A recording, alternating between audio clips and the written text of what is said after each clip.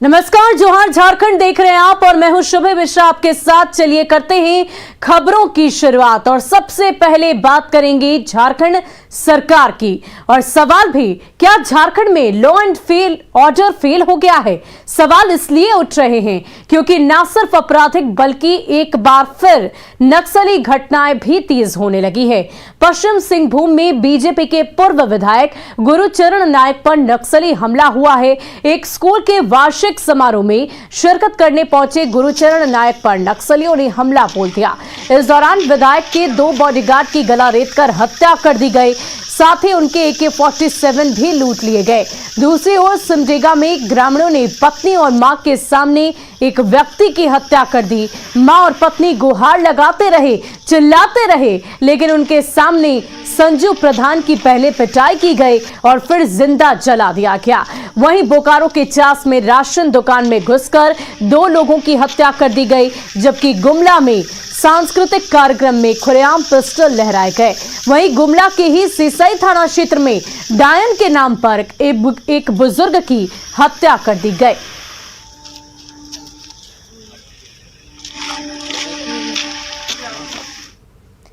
वहीं झारखंड में नक्सली लगातार सरकार, प्रशासन और पुलिस को चुनौती दे रहे हैं। पश्चिम सिंहभूम में माओवादियों के हमले में मनोहरपुर से बीजेपी के पूर्व विधायक गुरुचरण नायक बाल बच गए, लेकिन माओवादियों ने उनके 2 बॉडीगार्ड्स का गला काट दिया। वहीं उनकी 3 AK-47 राइफल छीन ली गई।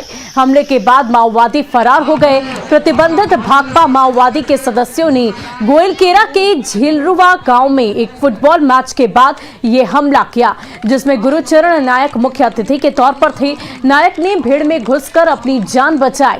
शहीद जवानों के नाम शंकर नायक और ठाकुर हिम्ब्रिम है। आपको बता दें कि 2012 में आनंदपुर इलाके में माओवादियों के ऐसे ही हमले में गुरुचरण नायक बाल बचे थे।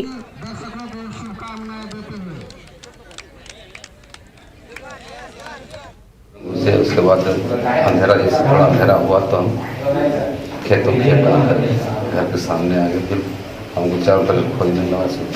घर वाले घर बगल में था, घर से 1.5 किलोमीटर दुनिया से। तो ये वो तस्वीर है जब ये पूरी वारदात होने के पहले गुरुचरण नायक इस फुटबॉल मैच में शिरकत करने पहुंचे थे। और देखिए किस प्रकार सभी से हाथ मिलाकर उनका अभिवादन करते नजर आ रहे हैं। लेकिन कुछ ही देर बाद ये नक्सली हमला हुआ और जिसके बाद वहीं नक्सली हमले में शहीद शंकर नायक के गांव में मातम पसरा है। जायजा लिया संवाददाता प्रबंधन ने। चाईबासा के चकत्तापुर में नक्सली कांड में पूर्व विधायक गुरुचरण नायक के 2 बॉडीगार्ड की मौत हो गई है। हम इस वक्त जमशेदपुर के चाकुलिया थाना क्षेत्र के श्याम सुंदरपुर गांव में हैं और इसी श्याम सुंदरपुर गांव में शंकर नायक का घर भी है। आप देख सकते हैं कि शंकर नायक जिस गांव में रहता था उस गांव की हालत यहाँ पर काफ़ी खराब है। गांव के जो लोग हैं वो मर्माहत हैं। शंकर नायक की मौत के बाद उनका परिवार पूरी तरह चिंतित है। शंकर नायक के 2 भाई और 2 बहन हैं। उनके मां का देहांत हो गया है। उनके पिता आनंद नायक अपने घर पर बैठे हुए हैं। शंकर नायक के 2 पुत्र हैं, एक 5 साल का और एक 8 साल का। पूरा घर का खर्चा शंकर नायक के पैसे से ही चलता था। अब उसकी मौत के बाद घर की हालत बेहद ख़राब है। घर का खर्चा कैसे चलेगा, इसको लेकर पूरे परिवार के लोग चिंतित भी हैं। और अभी कुछ देर बाद इसी गांव में शंकर नायक का पार्थिव शरीर पहुंचेगा, जहां उसका अंतिम संस्कार किया जाएगा। आप देख सकते हैं कि ये शंकर नायक का परिवार अपने घर पे उनकी मौत के बाद पूरी तरह मर्माहत बैठे हुए हैं। इन्हें खबर मिली है कि शंकर नायक नक्सलियों के साथ लड़ते लड़ते शहीद हो गया है। शंकर नायक ने जिस तरह हौसला और हिम्मत दिखाया उसका पूरी तरह गांव के लोग प्रशंसा करते हैं, लेकिन इस घटना के बाद काफ़ी दुखी हैं कि उनकी मौत हो गई है।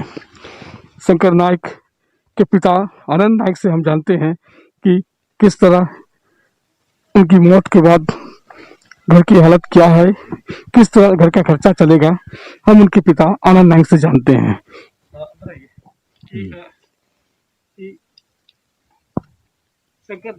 शंकर नायक बताइए कि कैसे घर का खर्चा चलेगा, क्या है, क्या स्थिति है?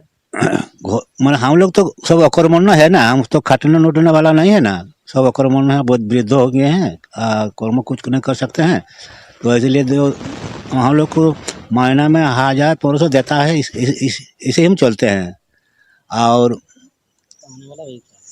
कमाने वाला वही था आर के, तो कम से कम उसको उसका परिवार को तो कम से कम नौकरी एक तो देने से अच्छा होता।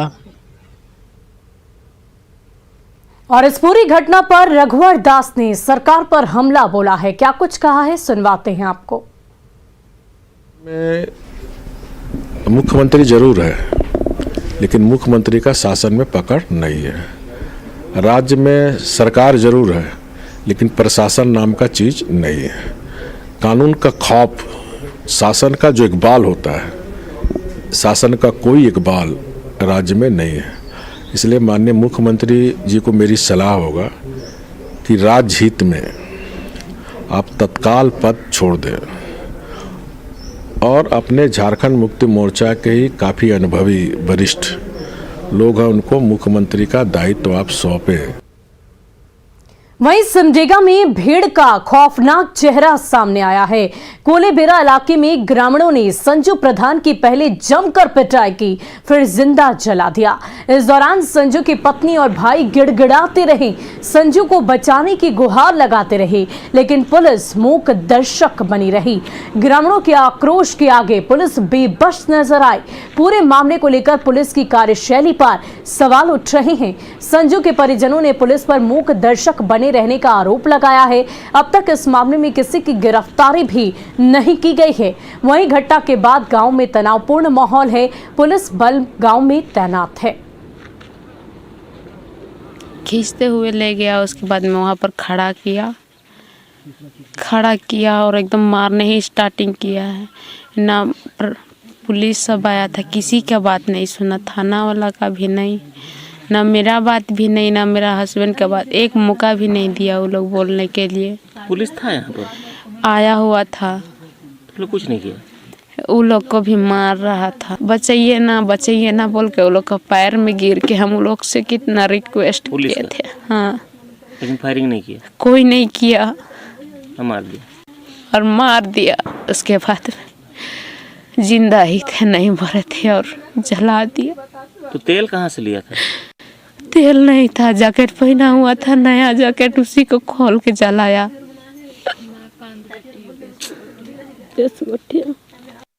के सामने मार दिया, इस पुलिस के सामने मार दिया। सब कोई देख रहा है, लेकिन कोई नहीं बचाया।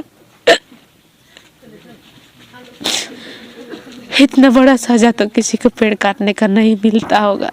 हाँ, लकड़ी के काट रहे मोर बेटा, काट रहे, ओकर बाद में कीन रहे और काट देलक। ओकर बाद में चाचा हर मन कर देख ले कहले कि नहीं, मुड़ा मन जो गेलक चाचा हर के बाद में बताए देलक मुड़ा मन के, और मीटिंग करवा नहीं तीनों चाचा हर मन। का नाम? लोड़े प्रधान और एक निरपति प्रधान और महेश्वर प्रधान।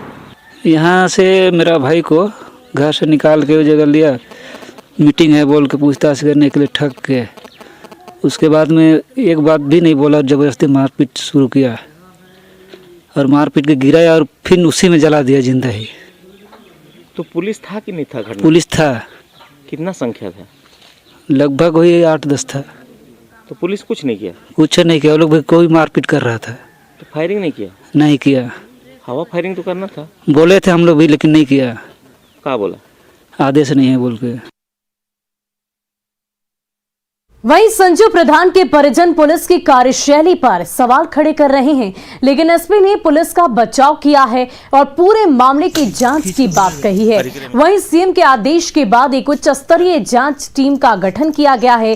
साथ ही गांव में पुलिस बल की तैनाती भी की गई है। डीसी ने कहा है कि गांव का शांति का माहौल है और स्थिति पूरी तरह से नियंत्रित है। कर रहे हैं। मजिस्ट्रियल जांच भी हो चुकी है, पुलिस की जांच भी है, इनिशियल जो है उनकी आ चुकी है। जिला की एक जो है इन्वेस्टिगेशन टीम बना दी गई है, जिनको preliminary fact finding and investigation report जो है, या ऑब्जर्वेशन भी हम कहते हैं, वो रिपोर्ट वो सबमिट कर देंगे। नहीं, ऐसी बात नहीं है, घटना हो चुकी थी और जब पुलिस पहुंची घटना कारित की जा चुकी थी। बिल्कुल नहीं सर, पत्नी ने कहा पैर पकड़ कर गिड़गिड़ाते रहे हम, लेकिन फायरिंग नहीं किया पुलिस ने, उसके बाद हत्या हुई। देखिए, फायरिंग किए जाने की प्रक्रिया होती है, ऐसे नहीं होता है कि फायरिंग तुरंत की जाती है। किसी की जान जा रही हो सर, हवाई फायरिंग तो की जानी चाहिए थी। नहीं, वो उस समय तो मैं वहां पर नहीं था, इसलिए वस्तुस्थिति क्या थी उसकी भी जांच की जा रही है। आपके पुलिस को थप्पड़ थप्पड़ लगे हैं सर, जो वीडियो उपायुक्त सिमडेगा ने आपको जैसा बताया कि हर बिंदु पर मजिस्ट्रियल जांच की जा रही है और पुलिस के स्तर से भी जांच की जा रही है। वहीं पूर्व सीएम रघुवर दास ने सिमडेगा में मॉब लिंचिंग की घटना को लेकर सरकार पर निशाना साधा। उन्होंने सरकार पर तुष्टीकरण की राजनीति करने का आरोप लगाया। जो झारखंड मुक्ति मोर्चा और कांग्रेस की सरकार है, इसको राज्य से मतलब नहीं है, राज्य की 3.25 करोड़ की जनता से मतलब नहीं है। ये वोट बैंक और तुष्टीकरण के दृष्टिकोण से हर काम कर रहे हैं। और बोकारो में डबल मर्डर केस से हड़कंप मच गया है। चास के मुफस्सिल थाना क्षेत्र में बिजुलिया गांव में 2 लोगों की हत्या कर दी गई। अरुण मेहता और फटिक मेहता अपने राशन दुकान में सो रहे थे। इसी दौरान दुकान तोड़कर अपराधी घुस आए और दोनों की हत्या कर दी। दुकान से पैसे और कई सामानों की चोरी भी की गई। ऐसे में आशंका जताई जा रही है कि चोरी के दौरान दोनों की हत्या की गई है। घर से आए 7 बजे, हम नहीं आए, पहले मेरे माँ आई, तो माँ आके देख के बेहोश हो गई। तो आके देखे हम बाहर से, तो देख रहे दोनों तरफ से 2 आदमी था, दोनों आदमी का दोनों तरफ से ब्लड निकल रहा था। पर क्या लग रहा है आपको, क्यों हुआ है ऐसा कुछ? भैया आपसी दुश्मनी हमको नहीं हुआ है किसी से, वैसा बात नहीं है। रहा बात तो अगर है किसी का तो ऊपर वाला जानते हो, समझे, लेकिन हमसे कोई दुश्मनी किसी का नहीं था। वहीं गुमला में अंधविश्वास में हत्या की घटना थमने का नाम नहीं ले रही है। सिसई के किडकेरा सिमरा गांव में डायन बिसाही के आरोप में एक बुजुर्ग महिला की हत्या कर दी गई। बुजुर्ग का शव उसके घर में मिला, जबकि घर का दरवाजा बाहर से बंद था। पुलिस ने 2-3 दिन पहले हत्या की आशंका जताई है। पुलिस पूरे मामले की छानबीन कर रही है। बुजुर्ग महिला अपने घर में अकेली रहती थी। 1 जनवरी को जब उसके बेटे ने मां से संपर्क करने की कोशिश की तो संपर्क नहीं हो सका, जिसके बाद बेटे गांव आए, जहां घर के भीतर बुजुर्ग का शव मिला। सारा लोग था अंदर में, वहाँ उसका डेड बॉडी था। तो ऐसे ही जिस लोगों को पता चला, फिर हम लोग को फ़ोन किया। तो हम लोग करीब 12 बजे आज ही पहुँचे हैं हम लोग। उससे पहले क्या चीज़, क्या किसके साथ क्या घटना हुआ उसको तो। और गुमला में सांस्कृतिक कार्यक्रम के दौरान कुछ युवकों पर पिस्तौल लहराने का आरोप लगाया गया है। सदर थाना के केसीपारा गिंडरा गांव की ये घटना है, जिसका वीडियो वायरल हो रहा है। कार्यक्रम के दौरान मंच पर ही पिस्तौल की छीना झपटी भी की गई। हालांकि गनीमत ये रही कि इस दौरान गोली नहीं चली, नहीं तो एक बड़ा हादसा हो सकता था। गुमला थाना से करीब 8 किलोमीटर दूर केसीपारा गिंडरा में जतरा का आयोजन हुआ था। यहाँ सांस्कृतिक कार्यक्रम में स्थानीय कलाकारों की ओर से नागपुरी गीत और नृत्य प्रस्तुत किया जा रहा था। इस बीच 3 युवक मंच पर चढ़ गए और पिस्तौल लहराने लगे। वहीं पिस्तौल का ट्रिगर दबाने से पहले एक व्यक्ति ने उससे पिस्तौल छीन ली।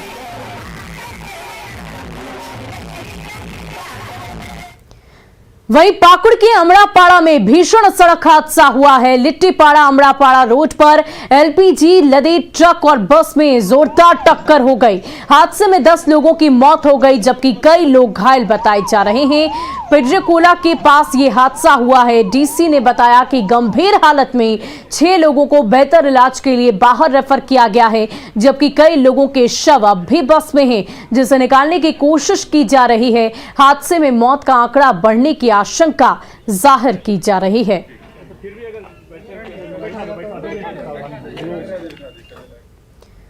वहीं झारखंड में जंगली हाथियों का उत्पात जारी है। गिरिडीह के सरिया में झुंड से बिछड़े एक हाथी ने तांडव मचा रखा है।